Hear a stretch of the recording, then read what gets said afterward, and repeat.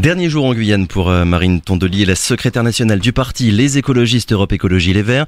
4 jours de déplacement à moins de 3 mois des élections européennes. Et cette question qui parle encore vraiment d'écologie politique en Guyane, car excepté la lutte contre l'orpaillage illégal, peu de sujets environnementaux sont finalement mis en avant, autant par la classe politique guyanaise que par le gouvernement.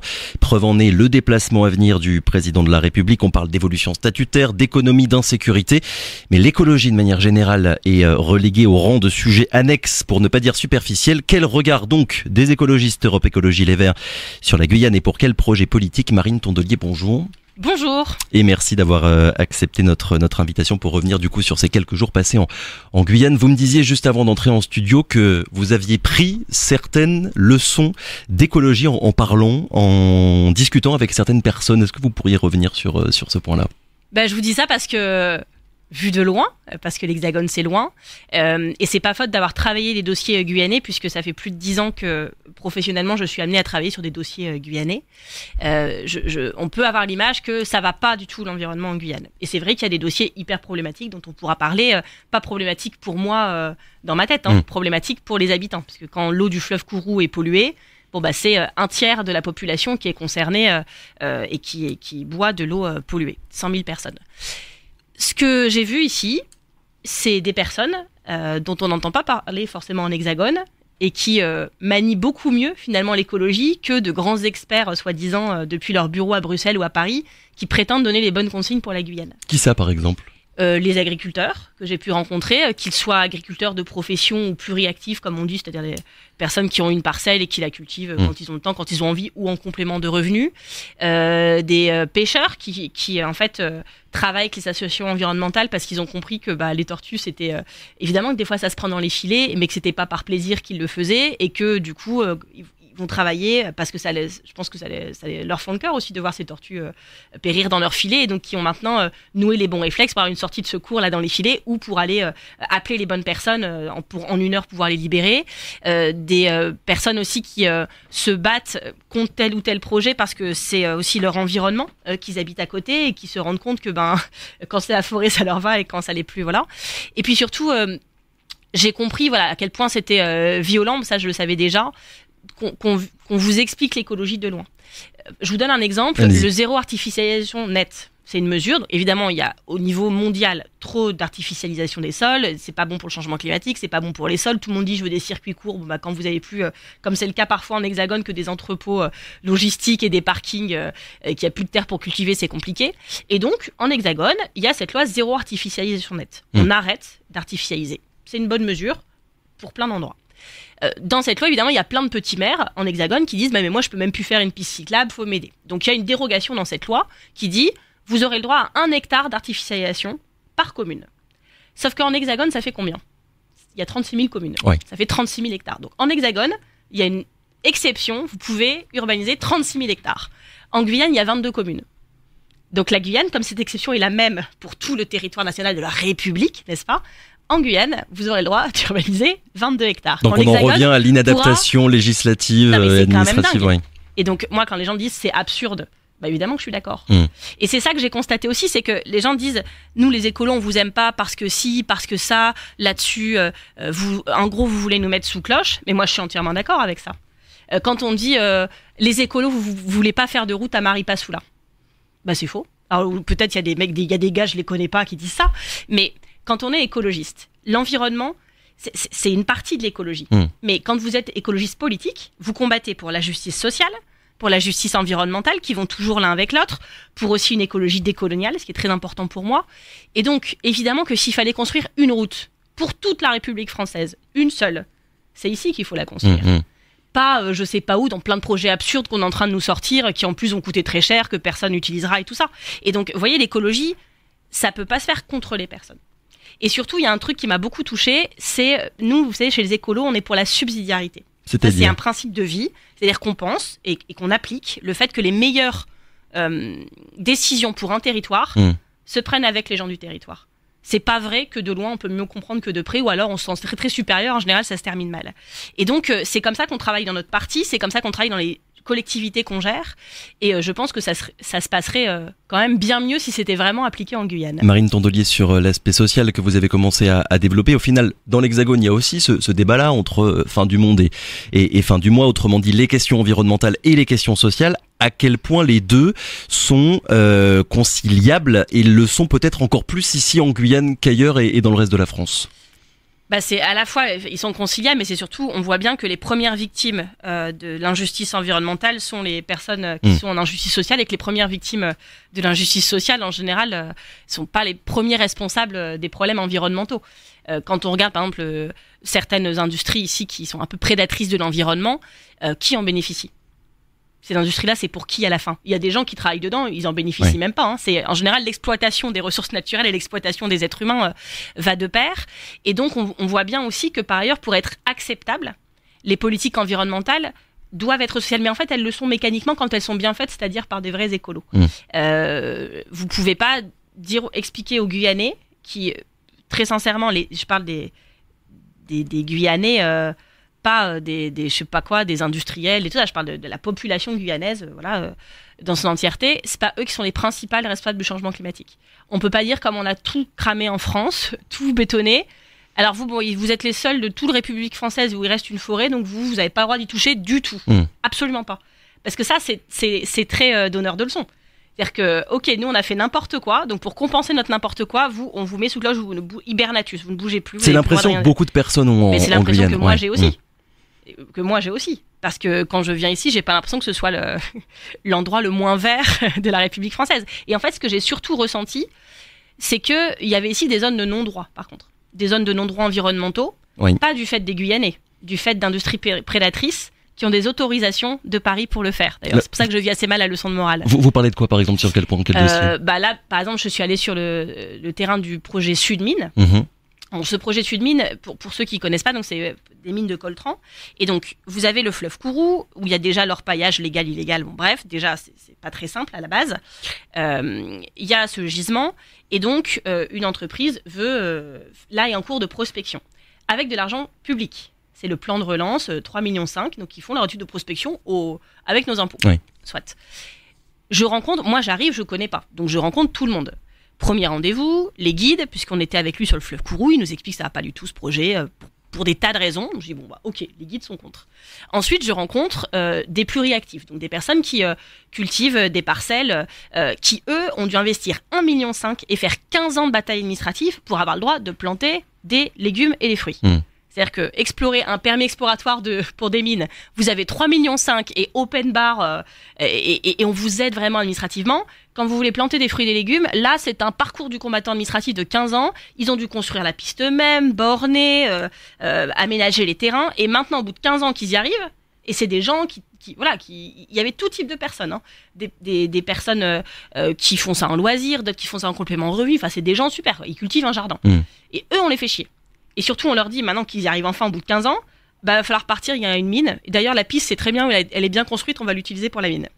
Et eux, c'est leur argent à eux, les 1,5 million. Ça n'a pas de sens. Ensuite, je vais voir Éric Louis, le yopoto des Kalinia, donc dans le visage de Kouana. Et alors là, moi, franchement, j'ai pleuré pendant le rendez-vous tellement j'ai eu honte de tout ce qu'il me racontait. C'est-à-dire les différentes expropriations pour le centre spatial. C'est pas une fois, on leur dit, bon, désolé, on va faire un centre spatial, donc faut aller là-bas. Ah, désolé, maintenant, on doit l'agrandir. On n'avait pas prévu, donc il faut rebouger. Ah, là, vraiment, c'est de plus en plus grand, donc il faut encore... Enfin, tu vois, déjà, c'est très humiliant. C'est des gens qui sont dépossédés de leur territoire en sachant que leur spiritualité fait qu'ils sont très attachés à leur arbre, à leur environnement. Et puis, on leur donne en compensation des terrains. Donc, il y a plusieurs dizaines de familles concernées, dont 60 qui habitent là à plein temps. Ils n'ont toujours pas l'eau courante. Toujours pas l'électricité, donc ça veut dire aussi même pas d'éclairage à l'entrée, de sécurité. C'est une galère pour aller à l'école, tout ça, bon, comme plein d'autres Guyanais. Et voilà, donc lui m'explique ça. Moi, franchement, j'ai la honte que j'avais commencé à grandir quand même au fur et à mesure de la journée. Et on m'explique après que même les collectivités sont contre. Et donc, on me montre un avis d'ailleurs de la DEAL, le mail de la DEAL qu'on a réussi à se procurer, qui dit à Paris, on a concerté tout le monde est contre. Avis défavorable. Ils envoient ça à Paris, ils reçoivent un mail. Plus tard, Paris, décision, avis favorable. Ok. Comment voulez-vous que ça marche? C'est-à-dire que c'est un projet que personne ne soutient localement, personne, tout le monde est contre, qui va procurer beaucoup d'argent à ces personnes, à certaines personnes, nuire à toutes les autres, mais c'est OK. Et pourquoi c'est OK? Parce que c'est une industrie stratégique. Alors moi, j'ai l'impression qu'industrie stratégique, ça veut dire un peu qu'on est trop con pour comprendre, nous. C'est stratégique. Et donc l'argument stratégique, c'est le dernier argument, tu sais, pour vraiment convaincre, mais ça ne convainc personne. Marine Tondelier, il y a le dossier Sudmine, vous en avez dit quelques mots. J'aimerais aussi qu'on s'arrête sur le cas de la CEOG, qui est quand même intéressant. J'étais au téléphone il y a quelques jours avec la présidente de Jeunesse Autochtone de Guyane. Et elle me disait, nous on s'est élevé contre le projet de la centrale pour des raisons culturelles, avant même pour des raisons écologiste. Comment est-ce que vous vous situez par rapport à ce genre de questionnement finalement où il peut parfois y avoir une vision occidentale de l'écologie et qui ne coïncide pas avec la manière que certains Guyanais peuvent avoir finalement de se dire écologistes mais à leur façon? La première chose, c'est qu'il y a un souci avec l'énergie en Guyane. Et que c'est pas une vision occidentale de l'écologie que de dire que chaque Guyanaise, chaque Guyanais doit avoir accès à l'énergie. Non, sur ce point, évidemment. Non, mais il y a quand même un vrai sujet, je le dis parce que on discute à chaque fois, tel projet ça va pas, tel projet ça va pas. Les Guyanaises et les Guyanais ont le droit d'avoir de l'électricité 24 heures par jour, 365 jours par an. Ce n'est pas tous les jours le cas. Non, mais c'est très choquant parce que je peux vous dire que ces coupures, ces délestages, ça arriverait en hexagone, ce serait déjà la révolution. Donc je pose ce principe de base, les écologistes tiennent, pour des raisons de justice sociale et de justice environnementale, à ce que tous les Guyanais aient accès à l'énergie tous les jours. Deuxièmement, quelle énergie? Bon, on veut sortir des fossiles pour le climat, pour notre avenir. Les enfants qui naissent en 2024, on ne peut pas leur garantir que la planète sera encore habitable pour l'année de leurs 30 ans. La forêt amazonienne devient de la savane, enfin tout le monde voit bien que ça se dérègle, il faut faire attention. Donc, plus de fossiles. Vous avez la chance en Guyane de ne pas avoir de centrale nucléaire. J'espère que vous n'en aurez pas tout de suite. Donc partant de là, il faut aller voir les autres énergies. Et c'est un mix énergétique. On ne va pas recouvrir l'Amazonie de panneaux solaires, on ne va pas mettre des éoliennes partout et fonctionner qu'avec ça. Donc il faut un mélange énergétique. Après, la question, c'est comment se font les projets. Ce qui se fait sans les Guyanais se fait contre les Guyanais. Et moi, j'ai l'impression qu'il y a des projets, beaucoup, qui sont une bonne idée sur le principe, mais qui sont très mal montés. Je vous l'ai dit, on va négocier. Maintenant, tout le monde a compris comment ça marche chez la Guyane, hein, que ça ne se décidait pas en Guyane, mais à Paris, au détriment des élus locaux, de la société civile. Et donc, ils vont à Paris. Ils ont, eux, les entrées dans les bureaux ministériels que les Guyanais n'arrivent même pas à avoir parce qu'on s'en fout de leur destin.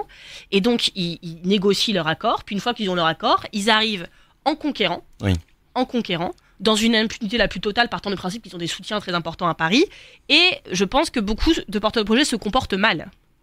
C'est-à-dire, ils vont arriver en disant, c'est comme ça, on fait ça, voilà. Il y a beaucoup d'élus, je pourrais vous opposer l'argument qu'il y a énormément, si ce n'est pas tous les élus guyanais, qui se sont prononcés pour la CEOG. Sur ce projet-là, oui, sur d'autres, c'est un peu plus compliqué. Oui. Et puis après, quand on parle d'énergie renouvelable, il faut regarder comment on fait. Il faut prendre tout le projet.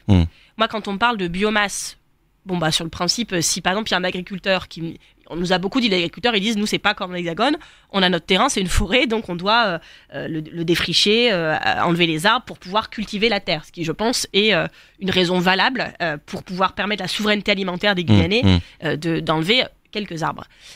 Ces arbres, si c'est pour qu'on les utilise pour faire de l'électricité, c'est une bonne idée. Après, les déchets de la biomasse, ils viennent surtout de Syrie. C'est ça le problème. Non mais en fait, le problème, c'est qu'il va y avoir plusieurs sources d'approvisionnement local, où de toute manière, il y a une industrie qui existe, qui produit j'aime pas dire des déchets, parce que déchets, on dirait que ça sert à rien, alors que c'est des déchets valorisables, et qu'on peut utiliser pour faire de l'énergie. Pourquoi pas? Mais quand j'entends parler parfois de biomasse qu'on va faire venir de très très loin, quand j'entends parler des fois pour certains projets qu'on va faire des champs de canne, pas pour la nourriture, mais juste pour alimenter une production d'énergie, là je commence à me dire, attendez, on va couper des arbres pour produire une production agricole, mais qu'en fait c'est pas pour nourrir les Guyanais, c'est pour alimenter une centrale.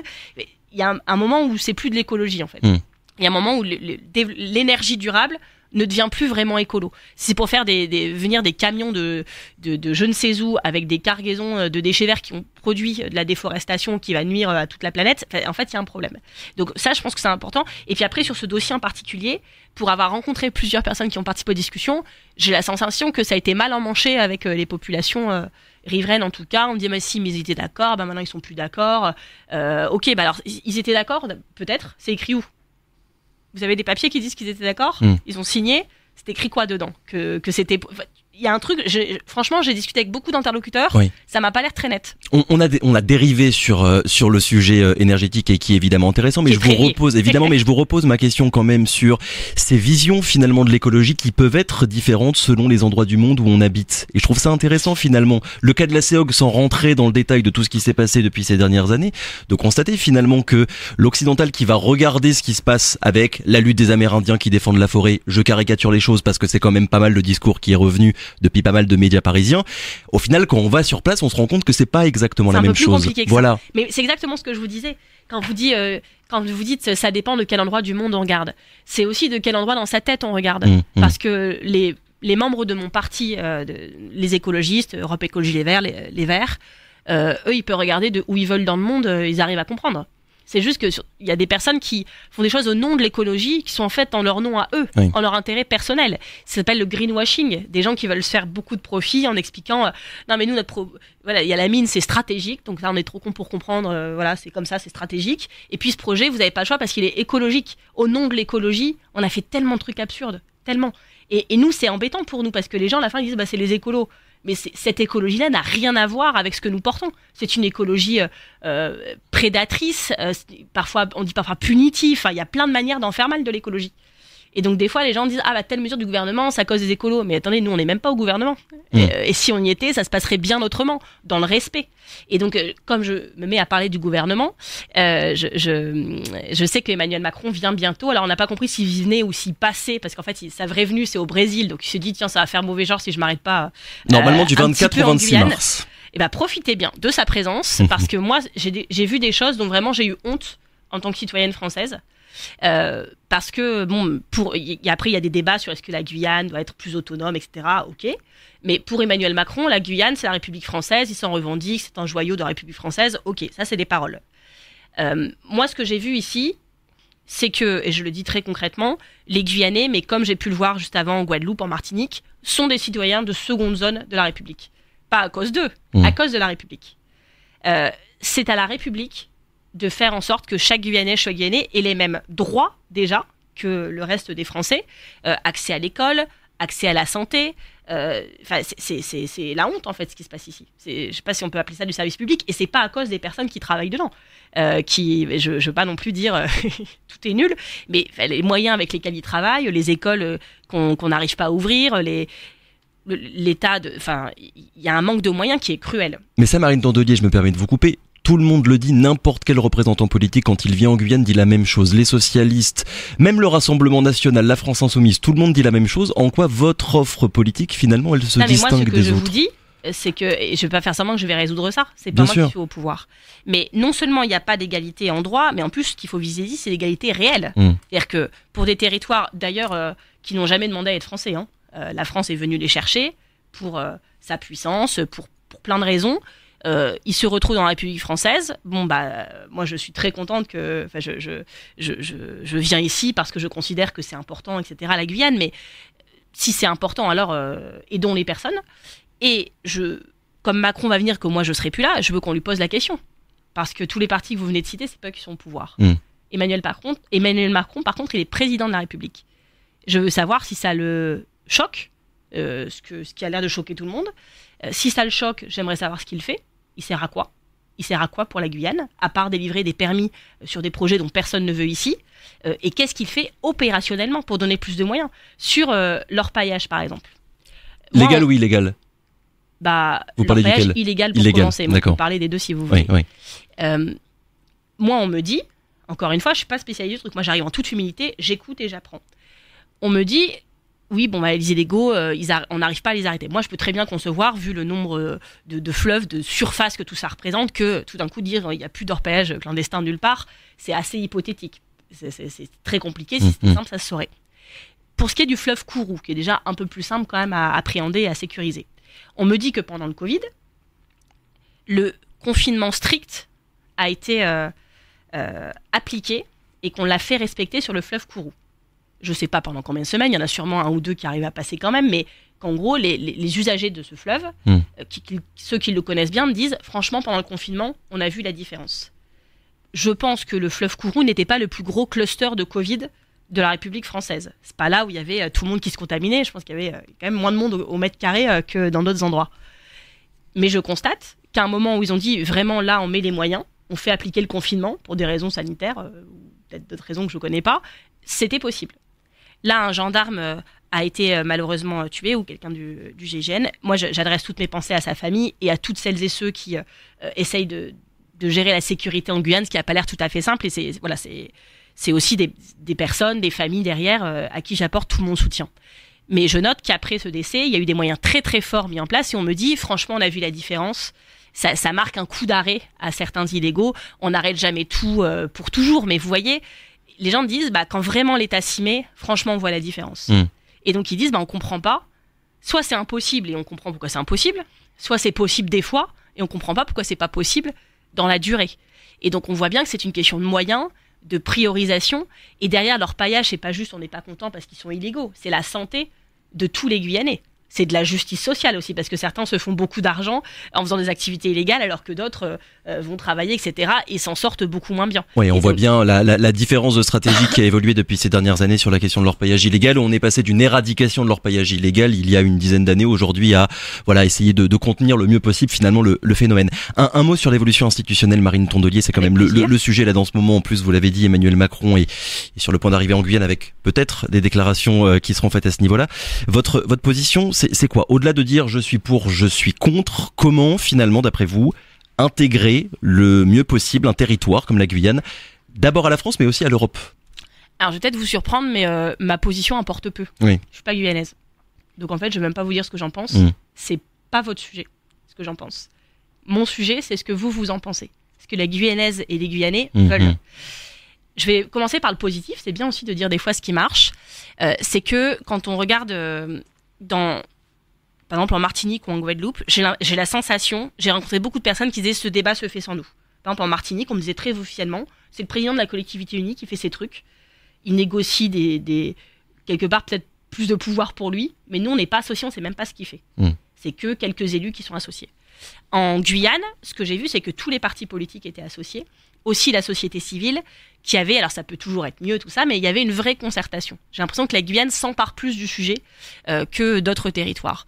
J'ai la sensation aussi qu'on prend les choses peut-être dans le bon sens, même si ça pourrait être encore mieux. C'est-à-dire, on n'est pas, moi je veux cette compétence par principe, c'est quel projet on a pour la Guyane, quel projet on a pour la Guyane, quelle ambition, c'est qu'est-ce qu'on veut développer plus, sur quoi on pense que de Guyane on peut faire mieux que de Paris, spoiler alert sur beaucoup de choses, et donc voilà, ça parle de cette discussion, et ensemble les personnes vont aller après négocier ça avec Gérald Darmanin, ministre de l'Intérieur, etc. Je pense que c'est la bonne manière de procéder, et très sincèrement moi tout m'ira. Ce que je souhaite, comme je vous l'ai dit beaucoup de fois ce matin, c'est que les Guyanais décident pour la Guyane.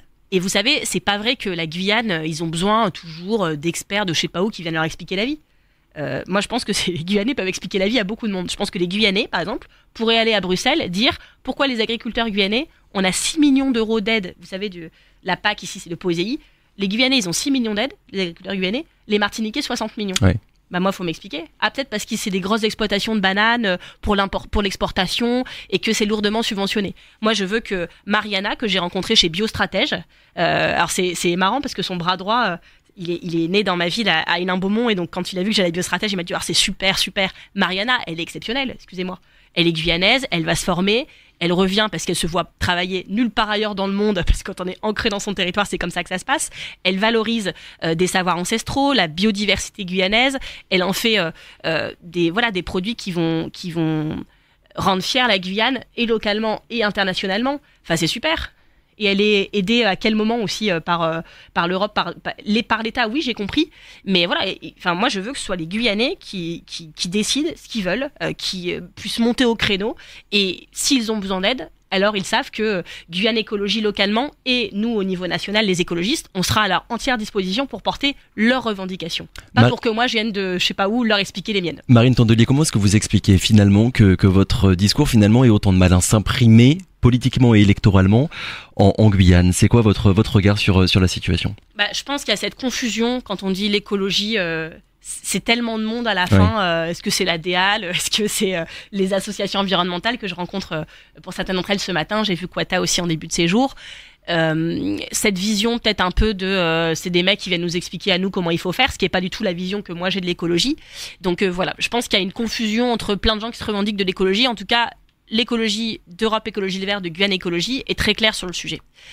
Deuxièmement, je pense que le militantisme politique, c'est aussi difficile. Il faut se le dire. On a eu pendant très longtemps José Gaillou qui incarnait un peu l'écologie parce que c'était notre élu, notre vice-président au conseil régional dont on était très fiers, qui pour différentes raisons personnelles a dû s'éloigner un peu de la politique.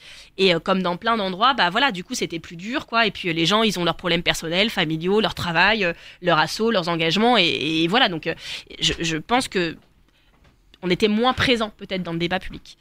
Philippe Ménard est là à mes côtés ce matin, c'est notre secrétaire régional. Aminata Palu qui est guyanaise et écologiste, est présente sur la liste des européennes pour le 9 juin prochain, et c'est la présidente de la commission Outre-mer du parti. C'est-à-dire que non seulement elle est très mobilisée en Guyane, mais elle se mobilise aussi pour faire connaître les problématiques guyanaises au sein de notre parti, et elle fait ça très bien. Et puis franchement, pendant les 4 jours où j'étais là, je me suis fait plein d'amis.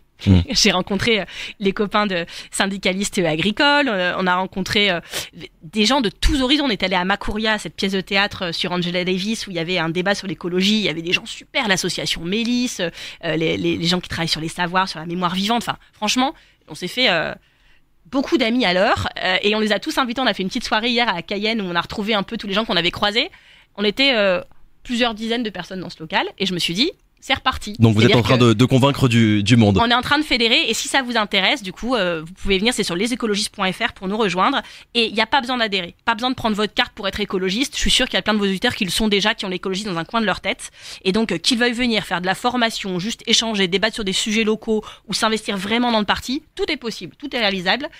Vous êtes les bienvenus, et je dis souvent, venez comme vous êtes. Donc venez comme vous êtes, et on sera très heureux de vous accueillir. Dernière question, et très rapidement, Marine Tondelier. Je vais revenir bientôt, on m'a dit. Ah bon, parfait, on vous invitera. Tout à l'heure déjà, il faut que j'arrive à monter dans l'avion parce que j'ai très envie de rester. Et on vous invitera à nouveau. Dernière question, je vous ai écouté, vous citez souvent le sociologue et l'anthropologue Bruno Latour qui parle de classe écologique, comme on parle de classe ouvrière ou classe bourgeoise. Est-ce que vous pourriez revenir un petit peu là-dessus et nous expliquer un petit peu en quoi c'est un concept qui vous intéresse aussi sur voilà, comment dire, les difficultés pour, on en parlait il y a quelques minutes, pour l'écologie de s'imposer politiquement au niveau national, mais aussi au niveau guyanais. Eh bien écoutez, ça me touche beaucoup que vous me parliez de Bruno Latour, c'est très inattendu pour moi. C'est quelqu'un qui m'a beaucoup inspiré. Il est décédé l'année dernière, c'était dur pour beaucoup d'écolos, et il avait écrit, entre plein d'autres super qu'il a écrit, que je vous invite à lire, il a écrit un mémo à l'intention des dirigeants écologistes. Il se trouve que c'était au moment où je commençais à me poser la question de me présenter pour diriger ce parti, et donc je l'ai lu, je me suis pris des claques dans la gueule, comme souvent quand on lit un truc qui dit ça va pas, ça va pas, et souvent en plus moi je suis d'accord, je dis mais oui, comment fait-on, et donc il y avait ce concept de classe écolo qui m'a donné beaucoup d'énergie. Il disait, comme il y a eu la classe ouvrière, la classe paysanne, il y a une classe écologique qui transcende d'ailleurs plein de classes sociales, qui potentiellement est majoritaire dans ce pays. Quand on regarde le nombre de gens qui ont l'écologie dans un coin de leur tête et qui ont compris que ça tournait pas rond, c'est vrai qu'on est majoritaire. Et donc, il dit, une deuxième chose, c'est que le problème de cette classe écologique, c'est qu'elle n'est pas consciente d'elle-même. Elle n'est pas organisée, structurée, fédérée, donc elle n'est pas fière d'elle-même, elle n'est pas en cohésion, en action collective. Au même titre que la classe ouvrière, finalement.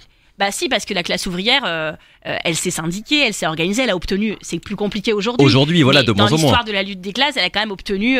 Non, mais aujourd'hui, vous êtes d'accord pour dire que cette conscience-là, elle est en train de baisser. Y compris le repos dominical, pas de travail le dimanche, parce que des gens se sont fait tuer dans une manif à Fourmi un 1er mai, quoi. Donc, si, il y a eu des avancées. Les féministes se sont organisées pour mettre l'IVG, les droits à l'IVG dans la Constitution. Et ben voilà, les écologistes doivent s'organiser ensemble. C'est pour ça que moi, cette soirée d'hier à Cayenne, où je vois des associatifs, des paysans, des pluriactifs, des gens que j'ai croisés même dans la rue, qu'on a invités et qui viennent et qui disent « Ouais, maintenant on est ensemble et tout ». J'aime beaucoup citer La Boétie, c'est le discours de la servitude volontaire qui disait « Ils ne sont debout que parce que nous sommes à genoux ». Je pense que l'écologie est en train de se lever en Guyane parce que, vous savez, ceux qui sont en face, eux, ils sont très soudés, très en cohésion, très organisés. C'est pour ça qu'il faut qu'on le soit aussi. Ils ont deux avantages, le pouvoir et l'argent. Vous savez quoi ? C'est nous qui leur donnons les deux. L'argent, souvent, c'est le fruit de notre travail, la valeur est très mal répartie ensuite. Et le pouvoir, c'est les élections. Donc, du coup, ce que je dis, c'est que l'écologie, vous avez raison, c'est à reconstruire. Je ne peux pas dire à construire, parce que ça a été fort, l'écologie, dans le passé en Guyane, avec José, avec d'autres. C'est à reconstruire. Et ça a commencé très fortement en fanfare pendant 4 jours. Et vous allez voir qu'avec Philippe, avec Aminata, qui va mener une belle campagne européenne, avec tous les copains qu'ils ont sur le territoire, je pense que ça va être une très belle aventure. Et si vous voulez y participer pour découvrir aussi le côté très convivialiste, très émancipateur, très bienveillant de l'écologie, vous êtes les bienvenus. Eh bien, nous verrons s'il y aura un raz-de-marée vert pour les prochaines élections européennes et si déjà il y a des personnes qui iront voter, parce qu'on sait évidemment combien l'abstention en Guyane représente quand même le principal problème. Très sincèrement, quand on voit comment l'Europe et la République les traitent, comment leur en vouloir? Marine Tondelier, merci beaucoup. Allez, je te rappelle, quand même. secrétaire nationale du parti Les Écologistes, Europe Écologie Les Verts. Merci encore, très bonne journée.